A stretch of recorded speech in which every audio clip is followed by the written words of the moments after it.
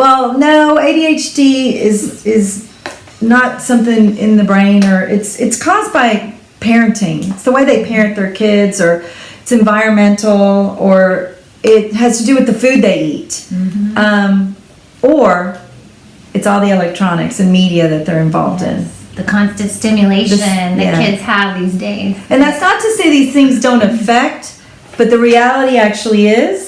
The reality is that it is a true neurological condition, a difference in the brain. So these are all things that absolutely affect ADHD symptoms, there's no question, but they do not cause it. So that's the myth that we want to clarify. They don't cause it. It really truly is a difference in the brain. It's a difference in this front part of the brain, and we have a picture coming up that we'll show you, but there are a couple differences in that part of the brain that all of these studies have shown for decades now, that we know that that part of the brain has less stimulation than it should. So on these brain scans, it's not lighting up the way that it should be, whereas the rest of the brain is functioning just fine. So you can be very intelligent and very talented in a lot of areas, but that part of the brain is not as stimulated as it should be. It's also, there's a chemical imbalance going on in that part of the brain, which is affecting the stimulation. So the chemicals are not firing the way that they should, and they're not hanging around as long as they should in the brain. And then because of those things, there is this developmental lag, and it is on average about 2 years behind, but it can be more or less.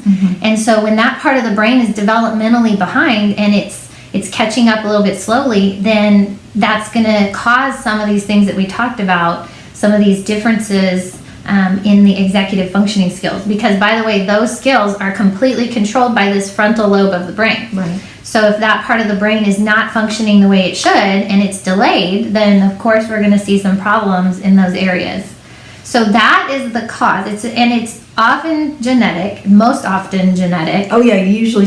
Oh yeah. It's very, very highly inherited. And then there are other things that can cause it, but particularly things that affected the developing brain early on. So if something happened during pregnancy, and it has to be pretty serious and pretty severe to affect that baby's developing brain. And if it affected the frontal lobe of their brain, then we can see some of those ADHD symptoms later on. But in most cases, it's genetic. So that's the most likely possibility. And that is definitely the most likely. I will say, at least for some adults, I can speak even for myself, am I wrong in saying some medications can sometimes change the neurological? Well, anything that can affect the brain, right? So there can be substances that can affect the brain, medications can affect the brain, trauma can affect the brain, head injuries, so anything severe that can affect the brain can absolutely cause the onset of some of these ADHD-like symptoms. And you look like you're ADHD mamas. I know sometimes we look that way because we're doing 10 different things at one time. But it's like we keep saying over and over, it's the consistency of it too. It's not just situational for that moment. Time to time when you're feeling overwhelmed. Right. Which, most of us when we're feeling overwhelmed start to show some of absolutely. these signs. Absolutely.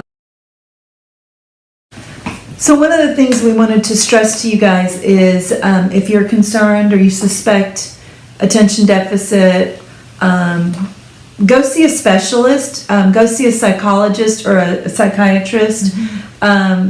Your general doctor or your pediatrician are amazing, but the specializations, or I guess explain it better, those that specialize in this are going to be able to help you really get to the bottom of what may be going on. Yeah, and I think partly that is because of the time that specialists like psychologists and psychiatrists are able to put into it. We're able to spend a little bit more time with the client than a general pediatrician or practitioner would. And then there's specific assessments that we're trained to do that can help tease out whether this is really something that's going on or whether it might be something else that kind of looks like ADHD, because there can be a lot of overlap with other diagnoses, other conditions. And oftentimes it's nice to have a team effort because we need the physicians and the pediatricians to be able to look at medical factors that might be contributing and health factors. those are things that we need to consider as part of this overall assessment. Well, and there is one assessment, I just want to speak on layman terms here, on more of a parental and educational side.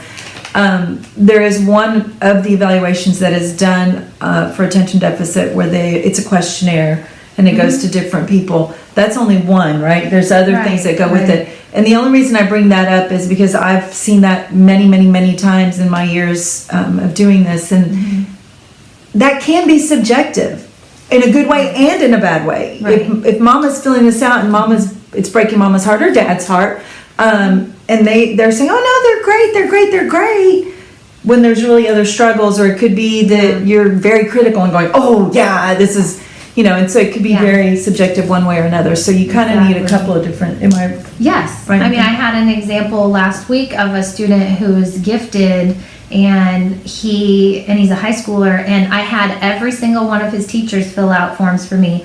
Every single one of them said no problem at all. They didn't notice a single thing.